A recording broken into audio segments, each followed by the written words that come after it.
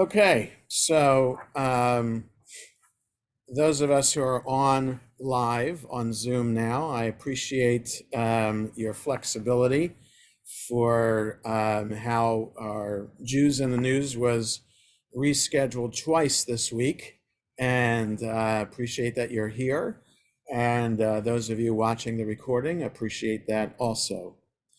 What I wanted to talk about today is a letter that has caused an uproar within the Charles E. Smith Jewish Day School community, which I've been part of as a parent, and Lenore has been part of as on the administration, a parent since 1995 until just a couple of years ago when my youngest son graduated. So for a long time, I was part of the parent community, but Lenore has been on the administration there for 15 years. So we feel very close to the community, and we're indebted to the school for providing really an outstanding education for our children. There's one event that they do around Mother's Day every year called Grandparents' Day. So my parents had the opportunity many times to come down from Philadelphia at the time to see classes in action, and got to kvel with their grandchildren in their classes. So that's really so the JDS has done really an excellent job in providing the necessary tools to be an adult in the world today, both as a member of the American community and as a Jew. So that being said, there's a whole debate within Jewish parenting circles as to how best to provide the values and tools necessary for our children to be the kind of Jew that we want our children to be. And so some say that perhaps if we send our children to religious school and not do anything else, then that should be enough to provide our children with the necessary foundation. Some say, well, I just have to have a Jewish home and provide the necessary background from the lessons I'm teaching at home. Some say it would be other thing. Maybe it's Jewish camp, a Jewish overnight camp. Maybe it's Jewish day school. Maybe it's this, maybe it's that. So clearly, it's a combination of things. And that being said, and this is not to disparage the JDS or any day school, but I know my own children have a sense, a strong Jewish sense of who they are from both the kind of home that my wife and I provided for them, but even more so, it's from Camp Ramah, the overnight camp, which fortunately all four of our children were able to attend and loved attending. So I think their love for doing Jewish is from Camp Ramah, and their love for being Jewish is from our home, with the necessary background tools coming from JDS. So doing Jewish is from camp, being Jewish is from home with a little help from school. So I just wanted to add that into the mix before we get into this letter itself. Now, JDS is among the Charles E. Smith Day School, which I'm shortcutting to JDS because a lot of people in the Washington area just refer to it as JDS, not even CES JDS. It's like these shortcuts for the school. It's the It's the Berman Hebrew Academy, and I don't remember even what first name is associated with that Berman. And it's the Milton Gottesman Jewish Primary Day School of Greater Washington, but everybody calls it Milton. Okay, so it's not, again, not to say anything bad about the school. It's just the loving shortcut nickname that we have for them. So JDS is among the schools in America that are known as pluralistic. When it started, I don't know, 50 some odd years ago, 60 years ago, it was a part of the Solomon Schechter school system, day school system, which means Solomon Schechter is the day school arm of the conservative movement, which meant that it had to follow basic elements in its curriculum that ensured that it was adhering to principles of the conservative movement. Today, there are hardly any schools left in the Solomon Schechter Day School movement in America, because lots of schools realize that in their efforts to maintain enrollment, they needed to not be so narrow in focus, and that is just focus on the conservative movement perspective, finding instead a broader acceptance if they were to be a pluralistic school. That is, to allow for all streams of Judaism to feel comfortable in the school. So there are many students there from families who belong to Orthodox synagogues, some from Reform synagogues, a lot from conservative synagogues, and a lot that are unaffiliated as well. So this way, there's no one curriculum, there's no one approach to Judaism that JDS or other pluralistic schools feel the need to promote. And this is exemplified in what's called, there used to be that there was minyan in the morning in upper school. So the first half hour of the day would be minyan. Well, it's not minyan anymore. It's called Zman Kodesh, which means holy time, which means that there's a whole range of options that the students have to sign up for, or from among which they have to choose. It could be as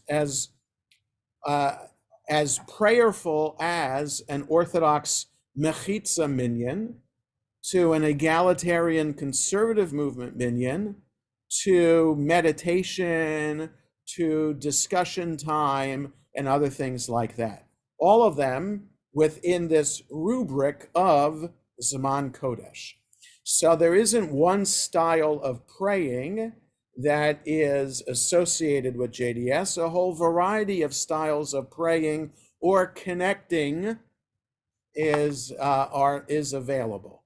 And so I think then there's been a debate as to how to teach Israel in a pluralistic way. All right, so now, granted, my youngest of all four of my kids graduated in 2017. Okay, so it's been 6.5 years since my youngest son graduated, and granted, in every few years, curricula change, and the administrations change, and the teachers change, so that there could be a different approach to how to teach Israel, how to teach Zionism. Okay, now what hasn't changed is that there has always that 12th grade, the students graduate the end of February instead of June, and then have the option of going to Israel for 3 months on a program that's associated with the school.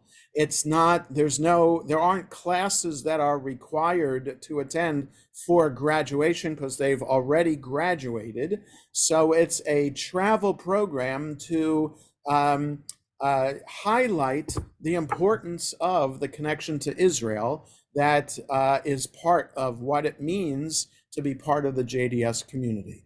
Okay, so I can't speak to exactly how JDS teaches Israel, but the fact that they still do this 3-month program highlights how important Israel is to what it means to be a graduate of JDS, right? Every school has a mission statement. Every school has goals for what they envision their graduate to be. Right? What kind of person the school envisions their graduates, and what values they envision their graduates to embody. So the fact that the Israel trip is part and parcel of that, one would assume that JDS wants its students to graduate with a knowledge of and a love of Israel. Okay, so then with this background in mind, I want to share my screen, and we can understand by going through this letter that came out last week how many in the JDS community were shocked, if not disgusted, by the letter, raising a question as to what is JDS all about, and what kind of education, what kind of Israel education did JDS really provide? Okay, so this letter dated, so today is December 21st, so this is 9 days ago. Okay, so to the CES JDS community, Charles E. Smith Jewish Day School, we are devastated by the Hamas massacre on October 7th. Okay, so it starts off good. We are devastated by the Hamas massacre on October 7th. But it's a comma. The ongoing Israeli hostage crisis, okay, good. The injustice of arbitrary Palestinian detainment, okay, so that has nothing to do with October 7th. That's something from before, right? So already the eyebrows are raised when these alumni raise the injustice of arbitrary Palestinian detainment. So, and the horrors inflicted upon Gaza by Israel. Okay, so granted, all Jews, by definition, should care about all human beings.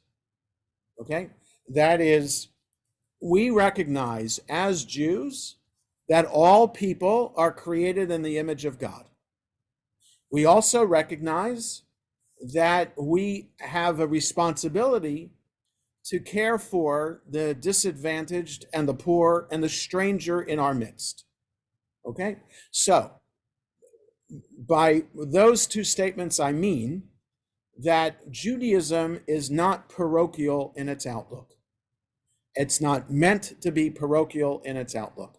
We are meant to live in the world and recognize that all people, no matter their color, no matter who they are and how they are not Jewish, doesn't matter. All people are the image of God. We're all created in the image of God. Okay, so when in the course of the war with Hamas, innocent Palestinians have been killed, we have no idea how many. Certainly would not take Hamas at their word, but they claimed over 20,000 now Palestinians have been killed. Okay, I will admit a lot of innocent Palestinians have been killed by Israeli strikes into Gaza.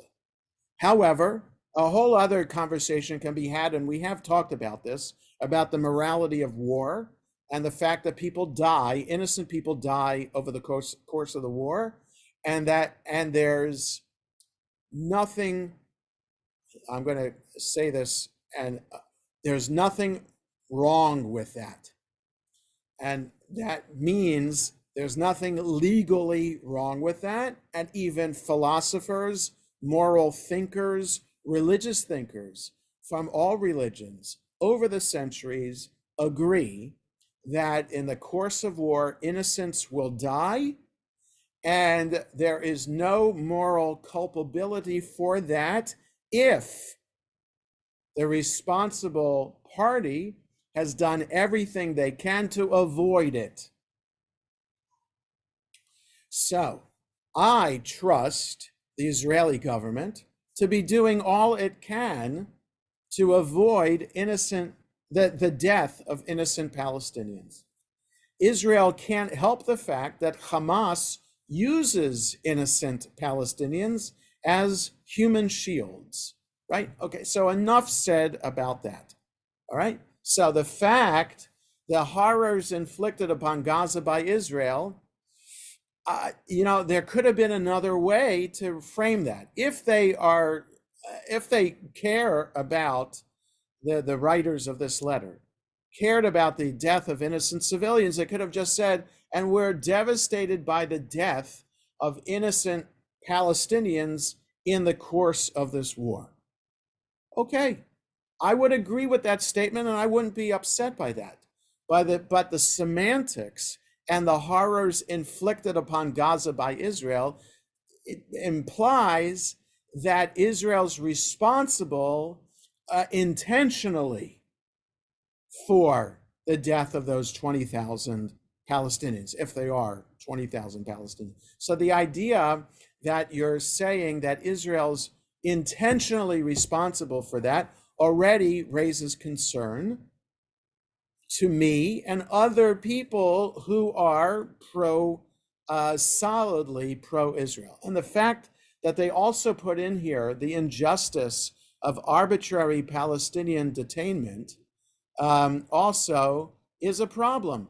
Now, we only know, so we should know, yes, how Israel is dealing with its own towns and villages and settlements in the West Bank is problematic. It absolutely is. And the fact that there are ultra-rightists in Netanyahu's government who are responsible for the administration of the settlements in the West Bank raises alarms. And I agree with that. And there's a lot going on in the West Bank now that can raise questions about the Israeli citizens, not the Israeli army, but the Israeli citizens and the attacks that they have perpetrated against Palestinians in the West Bank. Okay, understood that that's a terrible situation that has been ignored now because of the war in Gaza. But stuff has been going on in the West Bank. And also the idea of arbitrary Palestinian detainment, all the people that Israel released had been charged, all the Palestinians had been charged because there's security camera footage of all those people perpetrating crimes against other people with a knife, with other kinds of weapons, etc. So these aren't arbitrary Palestinian detainments. There is detainment before trial, yes, but I wouldn't call it arbitrary. Okay. We are also deeply concerned by Israel's grave violations of human rights and international law, not only since October 7th, but over the last 75 years throughout Palestine. Unbelievable.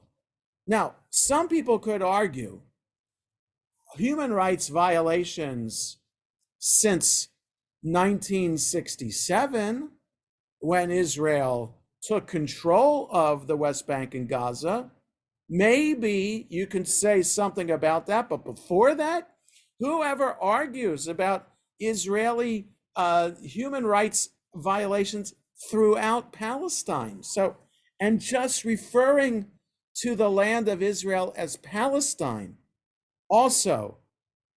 So, several things about this paragraph so far, just within the 2 sentences, raises a lot of concern.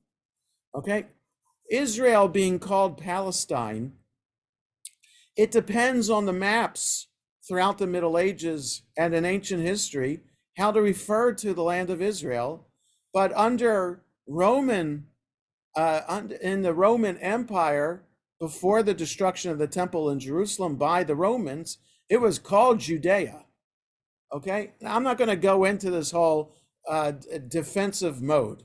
I don't want to be self-defensive here, and there could say a lot about how Israel is called, what the name of Israel is.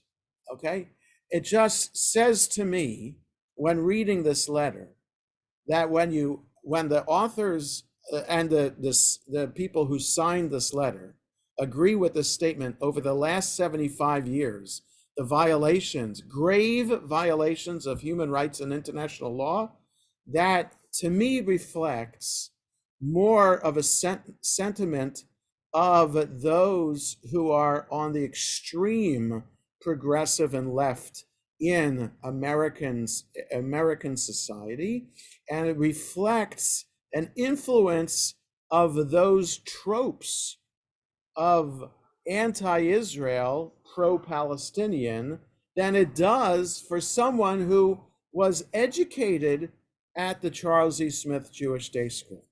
So again, my kids never came home talking about human rights violations in Palestine. They never, ever used that language. So I just wonder where these students got it from and why they're complaining to JDS yet.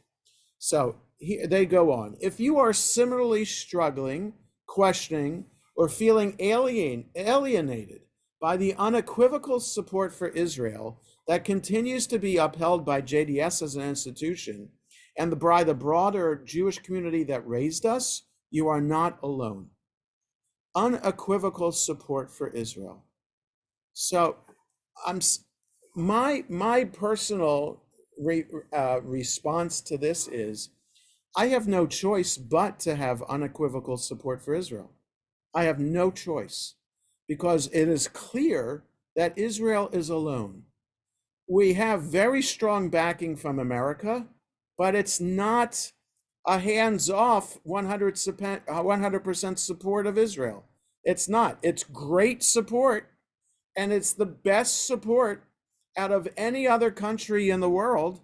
Yes, but we're still alone in responding to what happened on October 7th. We are alone in saying we must eradicate Hamas. Now, there are administration officials who are saying Israel has to finish the war, but they're also saying in the same breath, without loss of innocent Palestinian life. Okay, so they're still putting that in there. And yes, Israel's policy is to do everything it can not to kill innocent Palestinians.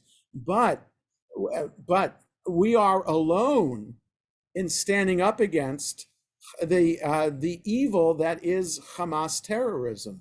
And we are alone as Jews in America in recognizing that the progressive segment of American society is so pro-Palestinian that we've been discouraged and dismayed and really disgusted with how the progressive organizations in America have come out unequivocally supportive of the Palestinian people. So the authors of this letter, who are complaining about the unequivocal support of Israel, aren't complaining about the unequivocal support for the Palestinian people without ever recognizing the the massacre, the slaughter that Hamas perpetrated, right? It takes a lot of pushing of some progressives to agree, yeah, they went too far in killing 12 and butchering 1,200 people, let alone not even admitting to all the rape and violation of women that happened on October 7th, right? So if you're these people who wrote and signed this letter, who are arguing about and who are upset about unequivocal support of Israel, don't recognize that really there's the fact that they stand on values and humanitarian values. The progressives, non-Jewish progressives, have disregarded those humanitarian values by not calling out Hamas for the butchery that it committed and the rape that it committed. As members of the JDS community, this letter goes on, we embody a diverse set of perspectives, political ideologies, religious and cultural identities, and relationships to Israel and Palestine. Some of us have family and loved ones in Israel or have built our own lives there. Some of us are closely connected to Israelis who were killed or kidnapped on October 7th and since, and or to Palestinians in Gaza, the West Bank, and Israel proper, who continue to be affected by Israeli violence and displacement. Israeli violence and displacement. Now, I'll concede to violence against Palestinians by citizens who live in Israeli communities or settlements in the West Bank. Yes, there is violence against Palestinians. I'll agree to that, recognizing also that there's violence by Palestinians against Israelis, all right? But displacement, continue to be affected by Israeli violence and displacement, meaning 1948, I think that's the displacement that they're talking about, continue to be affected by Israeli violence. Are they talking about the displacement in Gaza over the course of Israel's war with Hamas? Okay. But are they talking about displacements of Palestinians in 1948 and blaming Israel for that? I don't know. Some of us feel supported by our families and inner circles during this difficult time, while others feel alienated and demonized as self-hating Jews by members of our own community. Some of us feel strongly about classifying Zionism as settler colonialism and Israeli military occupation as apartheid, while others among us struggle with that language. So, this I'm telling you, if these authors of this letter and the people signing onto the letter think or learned about Zionism is settler colonialism, if they learned that at JDS, then I would ask for my money back of all the tuition that I paid to JDS, because Zionism is the opposite of settler colonialism. It might look like settler colonialism, white Europeans going to another land, setting up shop and trying to take over that land, right? Christopher Columbus is a settler colonialist. The Spanish, the French, the British in the 1500s, 1600s, 1700s, all throughout North, Central, and South America, that's settler colonialism. There's no doubt about it, right? The Dutch, the French, the British, the German, in Africa, in East Asia, in India. Yes, that is all settler colonialism, no doubt about it. But there is also no doubt that Zionism is the opposite of settler colonialism. Zionism is all about Jews returning to their homeland. Displaced Jews throughout the world being able to finally go back to Israel and reclaiming the land as their own. That is the opposite of settler colonialism. Okay? So if these people who wrote this letter learned at JDS that Zionism is settler colonialism, then I too would have an argument, a strong argument to how Israeli history, Zionism is taught at JDS. Now, is military occupation apartheid? That term apartheid is thrown about, and I'll show you something if we have time for the response to this letter that defines apartheid. To know that what Israel does vis-a-vis the Palestinians and Israeli Arabs who are Israeli citizens, it's clear that it's not apartheid. But again, this is the authors of this letter are using language reflected in anti-Israel, which can be argued as anti-Semitic tropes of the progressives and liberals in America. Okay? What unites us is our grief and outrage. Our collective pain moves us to ask hard questions of ourselves and of our Jewish communities about what support of Israel has cost and what atrocities it justifies in our name. Atrocities. Israel has committed atrocities. Okay? When we reflect on our years at JDS, many of us feel that our Israel education was defined by false narratives and glaring omissions. This pedagogy, a mainstay of American Jewish institutions, is designed to funnel generations of Jewish youth towards unconditional support for Israel's militarism and war crimes. War crimes. Okay, Israel's militarism, that's one thing. Okay, I can understand Israeli army presence in Palestinian territories. Okay, but war crimes? Israel has committed war crimes? In pulling back the curtain, we are moved to break the cycle of no matter what support for Israel that is dangerously based in fear, Jewish essentialism, and dehumanization of the other. This is, I don't know what they're talking about. And this is so much not how I understand Israel and how I view Israel. It's like you look at a table and somebody calls it a table and somebody calls the table an orange. And you don't understand. You're looking at the same thing. How does not everybody understand that it's a table? Why would anybody think that it's an orange? So the same thing I would say about Israel.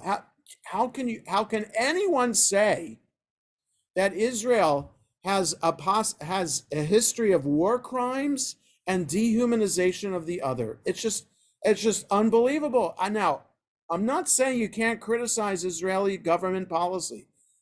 Far be it for me to say that. I criticize Israeli government policy, but nobody understanding all the facts would ever claim that Israel's dehumanized anybody or committed war crimes.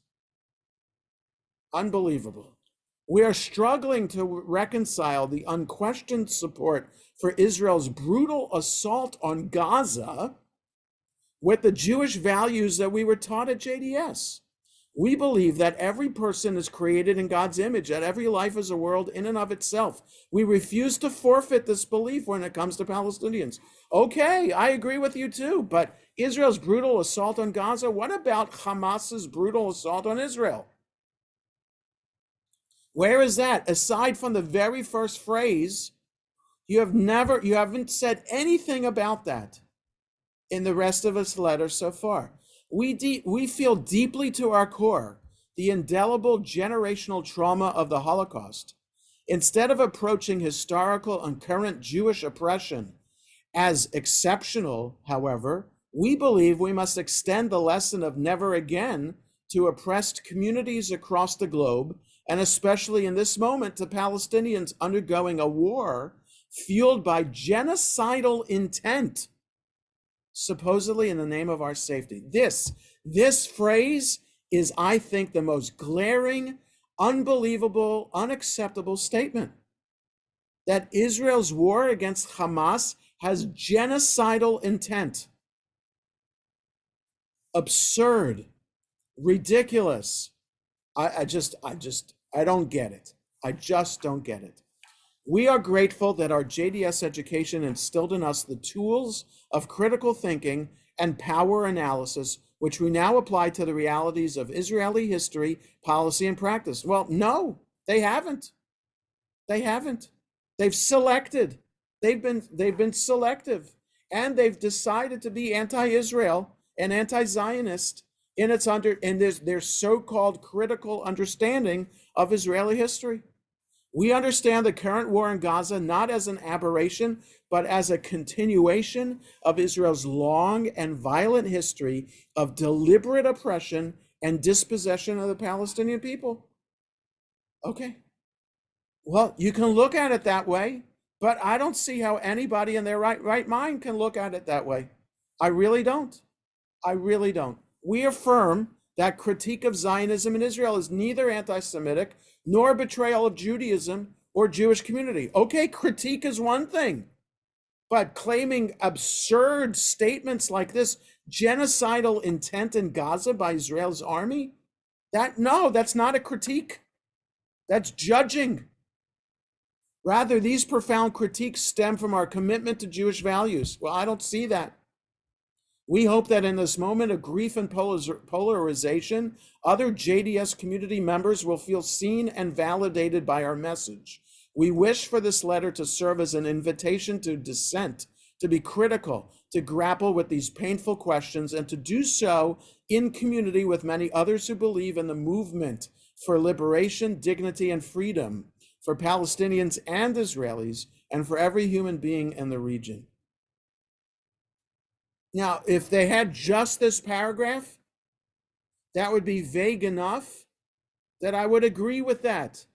Liberation, dignity, and freedom for Palestinians and Israelis. All right, yes, I do believe that there should be a Palestinian entity. I do believe that. I think there should be a two-state solution, okay? But to say that Israel's army has genocidal intent in Hamas, you take away any value that you would have to critique of Israel, and you make it about how anti-Israel your letter is.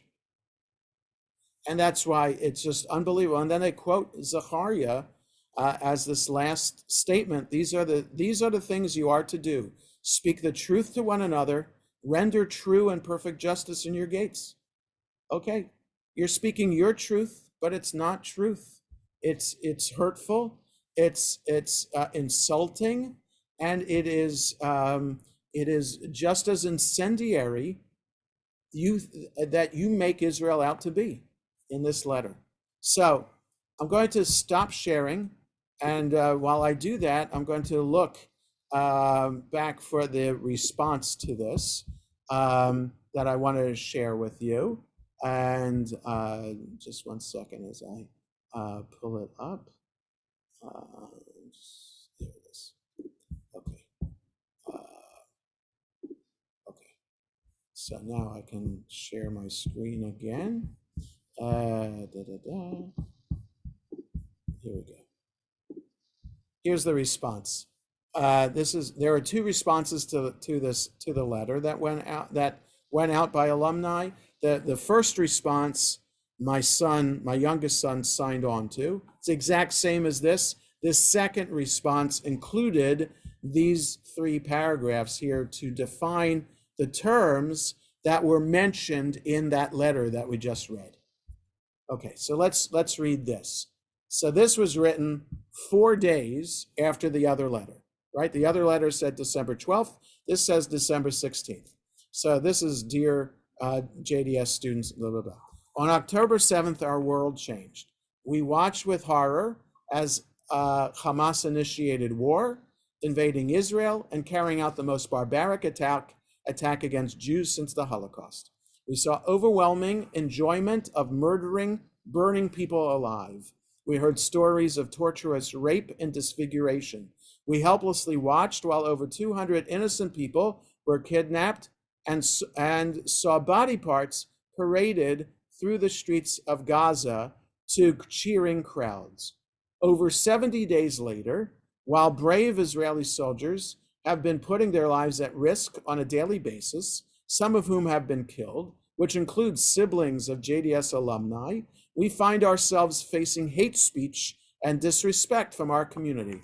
Rather than have a meaningful conversation about Israeli policy, the community open letter, that's the letter that I just read, reflects sanctimony rather than empathy towards a people in profound mourning and utterly lacks nuance and critical thought. The letter also fails to respect the agency of the Palestinian people who govern their society in Gaza. It is patronizing. I will say this, for both this letter and the other letter, incredibly well written, right? So you can say at least JDS taught its students how to write. So that's good. But this is all right. So it's how I like this letter. It's calling out the other letter for, you intended to do something and it totally backfired. Hamas knew that Israel could not sit by while its people were slaughtered. Israel could not risk continued slaughter, an existential threat. Their goal is to eradicate Hamas's goal is to eradicate Jews because of who we are. The very concept of genocide, defined by the UN as a proven intent on the part of perpetrators to physically destroy a national, ethnical, racial, and or religious group. That's what genocide is. We need not prove this. Hamas publicly embraces this intent.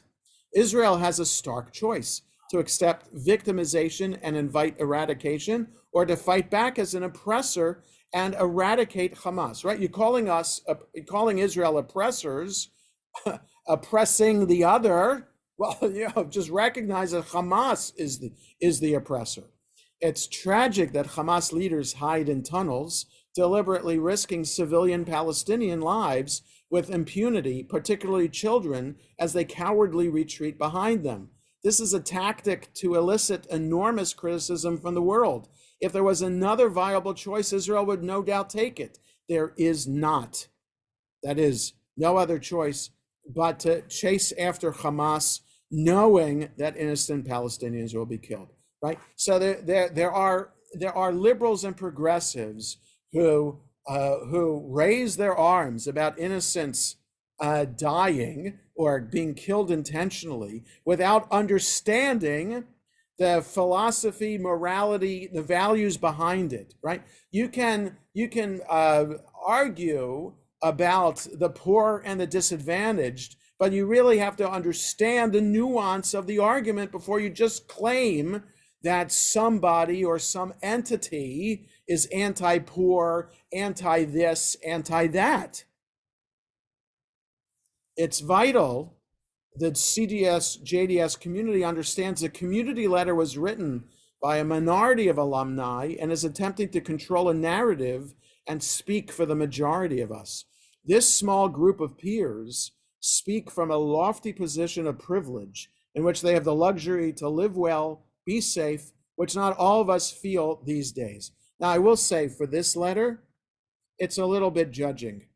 And this is the first judging that happens in this letter, and some name calling too. I don't think it's not necessary for the point of this letter to kind of call out the people who wrote the letter and to kind of label them and put them in a box as being privileged people. So I will say, I don't agree with the approach of this letter, okay, to the people who wrote the original letter. Meanwhile, Israeli mothers and fathers must face the hard reality of a neighbor intent on killing them. Accordingly, they must send their children into a war for our people's survival. This open letter, the one from 4 days before, directly adopts terminology created to define the incomprehensible and horrific scapegoating and murder of millions of Jews by the Nazis. Today, this language is absurdly turned on its head by the world's most abhorrent terrorist groups and human rights abusers. This is very deliberate. It's the classic approach to argument and publicity that is adopted when its advocates have no real foundation for the assertions they make. The open letter parrots their mindset and empty arguments.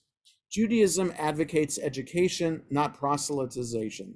The purpose of receiving an education is to question, think critically, debate, and understand nuance. The letter agrees with that conceptually, yet goes on to directly abuse language, a core tool of critical thinking and argument, and uses language definitionally in a different way when it comes to Israel than how the same language is used elsewhere as well as historically, right? Taking a term, using that term with disregard for how it should be used.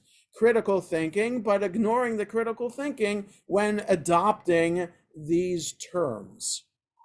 The following are singular illustrations of how this language makes no sense given the current circumstances, right? So the first thing is calling out Israel's army as having genocidal intent. Genocide. In the 1930s, there were 300,000 Jews in Belgium. In 1967, there were 300,000 Palestinians in Gaza. Today, there are 40,000 Jews in Belgium and 2.3 million Palestinians in Gaza. If Belgium had not had an actual genocide at the Palestinian growth rate, there would be about 6 million Jews in Belgium. Obviously, if Israel's intent was genocide, it has the means, without a single Israeli soldier dying, to have ended this war on October 8th. This is not genocide. Okay? Right. So that's one way of putting it, that the fact that the Gazan population increased from 1967 to 2023 from 300,000 to 2.3 million is the opposite of genocide. Colonialism. Colonists have a home nation. They seek to extract resources for economic purposes from a foreign land in which they are not the indigenous people. Jews did not have any other home when the state of Israel was created. They were ethnically cleansed from the rest of the Arab world over decades. Jews are indigenous to Israel and have not extracted economic resources. This is not colonialism. Okay, so we talked about that too. Apartheid. Apartheid refers to racial wars with segregated entities and governing bodies. We are ignoring the fact that 2 million of the 10 million people in Israel are Arabs who vote, attend the same universities, and work at the same companies as Jews. In fact, many Arab towns on the border of Palestinian territory, during conversations about the two-state solutions, pushed to stay in Israel's territory because of the life and opportunities Israel provides to them. This is not apartheid. It comes as a shock to many of us that our fellow alumni would spread vicious blood libels about Israel, like calling it an apartheid or colonial state, or characterizing the war in Gaza as fueled by genocidal intent. Any good human being would abhor colonialism, apartheid, and genocide. Using that language to indict Israel, and in a form that is definitionally wrong, is extremely dangerous. It's incumbent upon us to remember that those blood libels, which for centuries have been used to fuel persecution, continue to fuel anti-Semitic attacks around the world. We are horrified to see the promotion of insidious anti-Semitic conspiracy theories coming from those in our own community. So let me, okay, well, I was looking to see how much. Let's just read through the rest of it. As human beings, we mourn the loss of any innocent civilian killed in armed conflict. We take pride in the IDF practicing judicious care, increasing the risk to our own soldiers to minimize civilian casualties. As of today, the estimates, notably from the notoriously unreliable Hamas-run health ministry, are that 17,000 Palestinians have died, about 7,000 to 8,000 of whom are Hamas. The majority of the 50,000 Hamas and Islamic Jihad fighters are underground and hard to reach, while the 2.3 million civilians are their human shields above ground. If Israel were using deliberate oppression or indiscriminate tactics, the ratio of terrorists to civilians would be 1 to 50 or greater, given the tunnel systems in which Hamas operates. Instead, it's 1 to 2.5. Again, this is due to brave soldiers going by foot into Gaza, dying to fight with Jewish values, preserve innocent Palestinian lives, and comply with international law. Sacrificing one's own life as a soldier reflects the utmost commitment to Jewish values. A letter that ignores facts, which are increasingly ignored in today's media and universities, and which a school like JDS must teach, does not reflect Jewish values. It's also incorrect to state that Judaism and Zionism are somehow separate. The reason Israel exists and everything that it stands for as a nation cannot be disconnected from our religion, ethnicity, and history.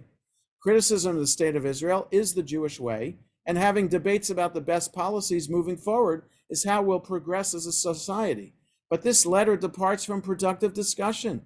It's difficult to comprehend how Jews can become so detached from reality that they resort to using Holocaust terminology like never again against their own people. Never again means that we as a people will never stand idly by while we are slaughtered like they were on October 7th. It means that we'll never hesitate to defend ourselves against our enemies who are the true practitioners of genocide and oppression. It's essential as a community that we stand firmly together, which does not mean we agree about every policy. It means that in times of distress, as in a marriage, we do not abandon our people. If there has ever been a time that we should appreciate the Jewish education we had at JDS, it's now. In today's world, young people are quick to stand up against the oppressed without any knowledge or nuance. While nice in theory, that's a dangerous and simplistic narrative. Education exists to think intensively and critically. The mainstream hashtags on TikTok and the community open letter, which reflect the same sentiments, do not do this.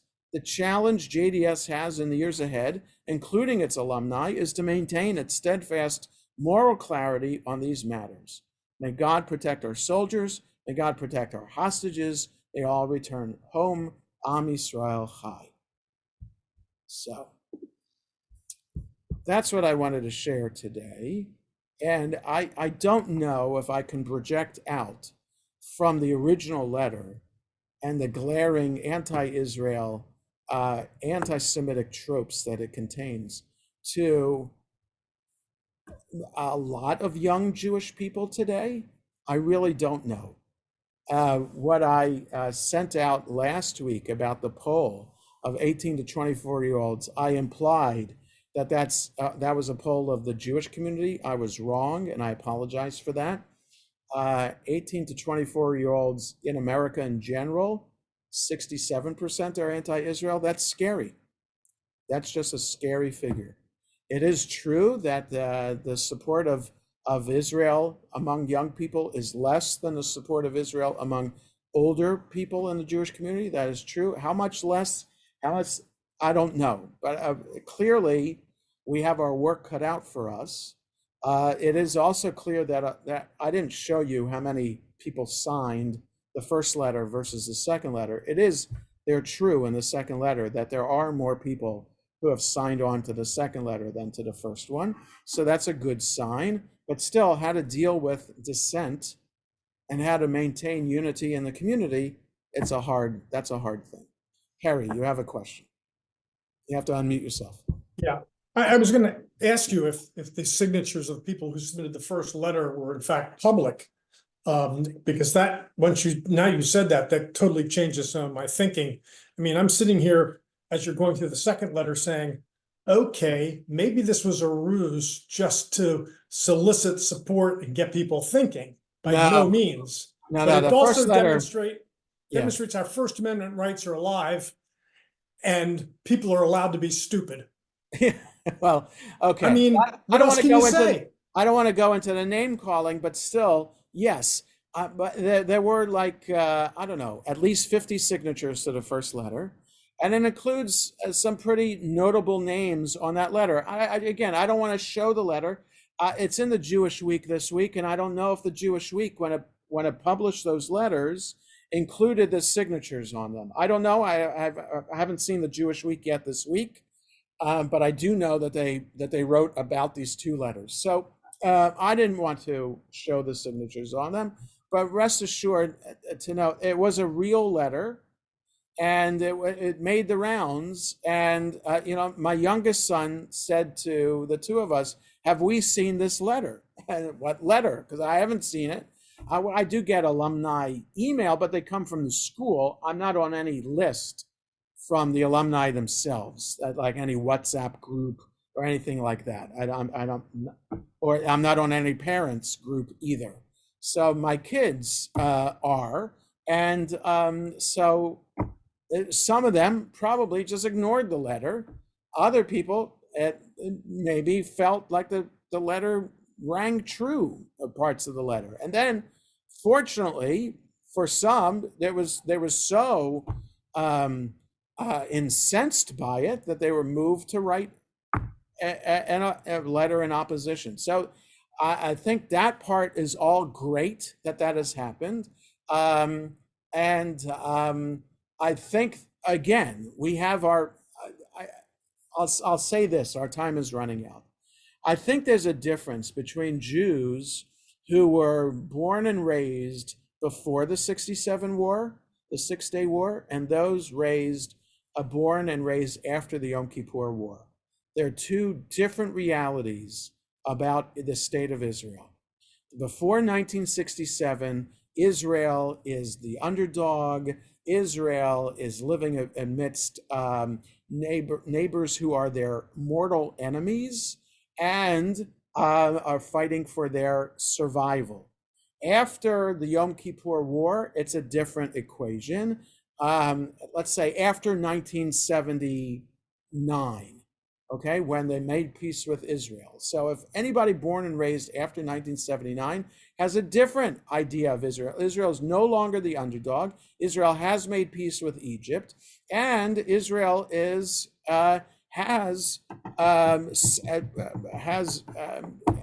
established settlements in Palestinian territory. So it's a whole different view and idea of what Israel is, but still, it doesn't discount the idea that there's one thing to criticize Israeli government policy about settlements, about treatment of the Arabs, Israeli Arabs, et cetera, et cetera. It's one thing to criticize that, which is totally fine.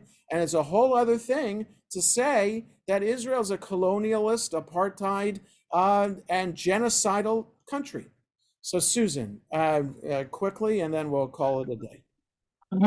Two things. The first is that in my lived experience since October 7th, these two letters absolutely reflect true conversations that I have been a part of, and it's been so distressing that it within the community. So I think it really has to be paid attention to, that this is really happening, and it's so we need to figure this thing out.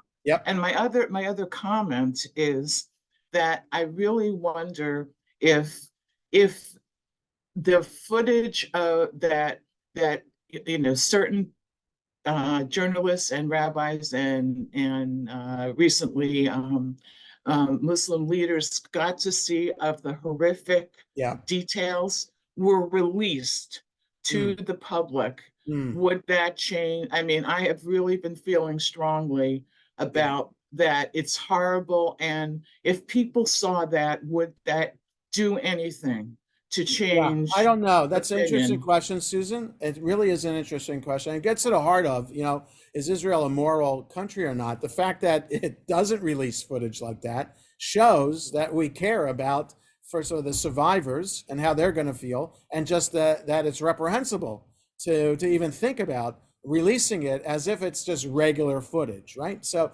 but there's an argument to be made that maybe it could sway opinion. I don't know, and that's beyond my pay grade and my expertise about that. I don't know. But what the question still stands, the first comment still stands in that, yes, the first letter represents what is a significant section of American Jewish community is feeling, and that is really eyebrow raising, and should cause Jewish educational institutions and other leadership institutions to try to think about how do we educate and how do we change the narrative so that more people are united about this. So All right, we'll stop here for today. Thank you again for the flexibility, for the time for this Jews in the News. We will not meet next week. I will be away on vacation with my family. So we'll meet again the first Monday after the new year. So that would be January 8th, will be the next Jews in the News. So have a Yasha good Koach. day, everybody. Yasha Koach. Thank you. Wonderful approach. Thank you, Rabbi. And Happy New Year.